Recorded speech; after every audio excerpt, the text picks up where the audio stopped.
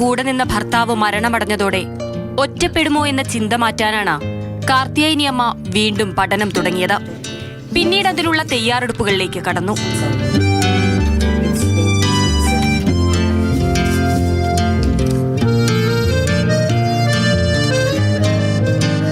Forest, grassland, dessert, wetland or coastal area. The nature of ecosystem is based on its graphical features.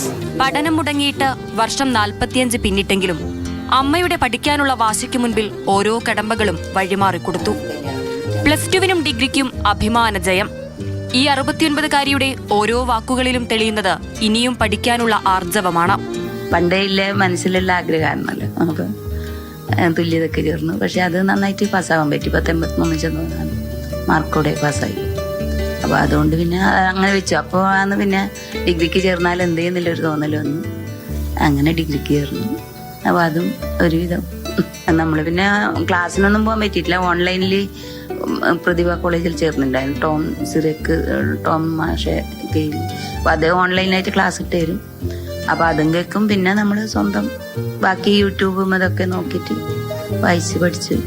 രാത്രിയിലായിരുന്നു പഠനത്തിന് സമയം കണ്ടെത്തിയത്. പൊതുപ്രവർത്തക കൂടിയായതിനാൽ പകൽ സമയത്തെ പഠനം പ്രയാസമായതോടെയാണ് ഉറക്കമൊഴിച്ചു പഠിക്കാൻ തീരുമാനിച്ചത്. പ്രചോദനം ഞാൻ പറഞ്ഞില്ലേ, ഒന്ന് സ്വന്തം തന്നെയാണ്.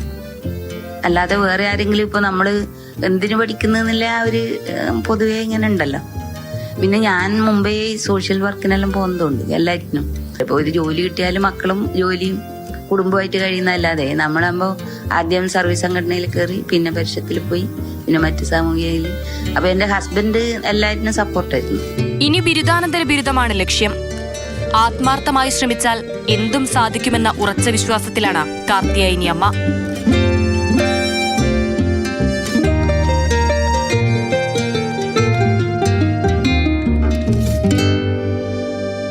മാതൃഭൂമി ന്യൂസ്, കാസർഗോഡ്. ഇങ്ങനെയൊക്കെയാണ് ജീവിതം. നമുക്ക് ഒരുപാട് പ്രിയപ്പെട്ടവർ ഒരുപക്ഷെ നമ്മളെ വിട്ടുപോകും. നമ്മുടെ ആഗ്രഹങ്ങൾ സാക്ഷാത്കരിക്കാൻ കഴിയാത്ത ഒരു കാലഘട്ടം ഉണ്ടാകും നമ്മുടെ ജീവിതത്തിൽ. പക്ഷെ എല്ലാത്തിനെയും അതിജീവിക്കാൻ നമുക്ക് സ്വയം കഴിയണം. അതിനുള്ള മാർഗമൊന്നും ആരും പറഞ്ഞു തരില്ല. നമ്മൾ തന്നെ ആ മാർഗത്തിലേക്ക് സ്വയം എത്തണം.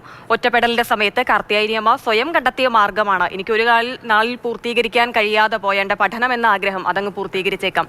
ഇനിയുള്ള സമയം അതിനാണ്. വാർദ്ധക്യം അങ്ങനെ വെറുതെ വിശ്രമിച്ച് കളയാനുള്ളതല്ല എന്ന് സ്വയം മനസ്സിൽ കരുതി അതിന്റെ പിന്നാലെ അങ്ങ് പോയി ശരിക്കും വിജയം കാണുകയും ചെയ്തു. സാരംഗ് സുരേഷ് ചേരുന്നുണ്ട് തത്സമയം. സാരംഗ്, കാർത്യായനിയമ്മ ശരിക്കും ഒരു പ്രചോദനമാണ്. ഒറ്റപ്പെടലിൽ ചുരുണ്ടുകൂടിയിരിക്കുന്ന മനുഷ്യർക്ക്, അല്ലെങ്കിൽ വാർദ്ധക്യമാകുമ്പോൾ ഇനി ഒന്നും ചെയ്യാനില്ല, ഇത് വിശ്രമിക്കാനുള്ള സമയമാണ് എന്ന് കരുതുന്ന മനുഷ്യർക്കൊക്കെ മുമ്പിൽ സാരംഗ് കാർത്യായനിയമ്മയെ കണ്ടു, സംസാരിച്ചു. ആദ്യം പെട്ടെന്ന് ഓർക്കുമ്പോൾ മനസ്സിലേക്ക് വരുന്നത് എന്താണ്? കാർത്യായനിയമ്മയെ കുറിച്ച് പറയുകയാണെങ്കിൽ ഏറ്റവും ആദ്യം ഓർമ്മ വരുന്നത് ഒരു പ്രയോഗമാണ്, age is just A number. കാരണം അത്രയും ചെറിയ പ്രായത്തിൽ 16 വയസ്സിലാണ് കാർത്യായനിയമ്മ വിവാഹം ചെയ്യുന്നത്. അത് കഴിഞ്ഞ് പിന്നീട് കുടുംബവും ബുദ്ധിമുട്ടുകളും കാര്യങ്ങളൊക്കെ ആയി പോകുന്ന സമയത്ത് അതിന് മുന്നേ തന്നെ ടൈപ്പ് റൈറ്റിംഗ് പരിശീലനം നേടിയിട്ടുണ്ട്. പിന്നീട് PSC എഴുതുന്നു, ജോലിക്ക് കയറുന്നു. ഒരു വശത്ത് ജോലി, അതിനോടൊപ്പം തന്നെ കുടുംബജീവിതവും കൂടെ കൊണ്ടുപോകണം. ഇപ്പോഴത്തെ കാലഘട്ടമല്ല, ആ ഒരു രീതിയിലുള്ള പ്രതിസന്ധികളൊക്കെ തന്നെയുണ്ട്. അപ്പോൾ ആ രീതിയിൽ ജീവിതം മുന്നോട്ടേക്ക് കൊണ്ടുപോകുന്നതിനിടയിൽ സത്യത്തിൽ കാർത്യായനിയമ്മയ്ക്ക് പഠിക്കാൻ കഴിഞ്ഞില്ല. പക്ഷേ വിരമിച്ച് നിൽക്കുന്ന സമയത്ത് പൊതുവെ പ്രത്യേകിച്ച് സർക്കാർ ഉദ്യോഗസ്ഥരുടെ കാര്യത്തിലൊക്കെ തന്നെ ഇനി വിശ്രമ ജീവിതം പൂർണ്ണമായും ആനന്ദത്തിലേക്ക് നീങ്ങുന്ന, അല്ലെങ്കിൽ പെൻഷനൊക്കെ മേടിച്ച് വളരെ ഹാപ്പിയായി പേരക്കുട്ടികളോടൊപ്പം സുഖമായി കഴിയുന്ന ഒരു കാഴ്ചപ്പാട് ആണ് മിക്കവാറും ആളുകൾ പുലർത്താറുള്ളത്. അല്ലെങ്കിൽ ഒരു വിഭാഗം ആളുകൾ കൂടുതലായിട്ട് ഈ തീർത്ഥാടന കേന്ദ്രങ്ങളിലേക്കൊക്കെ തന്നെ ജീവിതം പൂർണ്ണമായി ഡീവിയേറ്റ് ചെയ്യും. പക്ഷേ കാർത്യായനിയമ്മ നേരെ വ്യത്യസ്തയാണ്. കാരണം ജോലിക്ക് നിൽക്കുന്ന സമയത്ത് തന്നെ, ജോലിയിലുള്ള സർവീസിലുള്ള സമയത്ത് തന്നെ ആൾ ഏറെ സജീവമാണ്. വിവിധ സംഘടനകളുടെ ഭാഗമായിട്ടും ഒക്കെ തന്നെ പൊതുപ്രവർത്തന രംഗത്ത് ഏറെ സജീവമാണ്. അപ്പോൾ ആ ഒരു അങ്ങനെ പൊതുപ്രവർത്തന രംഗത്ത് കിട്ടിയ ആ ഒരു ഊർജ്ജമൊക്കെ ഉള്ളിൽ വെച്ചുകൊണ്ട് തന്നെയാണ് ഇങ്ങനെ വീണ്ടും +2 പഠിക്കാനുള്ള ഒരു തയ്യാറെടുപ്പിലേക്ക് പോകുന്നത്. അങ്ങനെ +2 പഠിക്കുന്നു. 83% മാർക്കോട് കൂടി +2 പാസ്സാവുകയാണ്. അത് കഴിഞ്ഞ് ഡിഗ്രി പഠിക്കണമെന്നുള്ളൊരു ആശയം ഉദിക്കുകയാണ്. അങ്ങനെ പണ്ട് തൊട്ടേ ചരിത്രത്തോട് അത്ര താല്പര്യമുള്ള ഒരാളാണെന്ന് പറയുന്നുണ്ട്. അങ്ങനെ ചരിത്രം പഠിക്കാനായി തീരുമാനിക്കുന്നു. BA ഹിസ്റ്ററിക്ക് ചേരുന്നു. അതും നല്ല രീതിയിലുള്ള മാർക്കോട് കൂടി.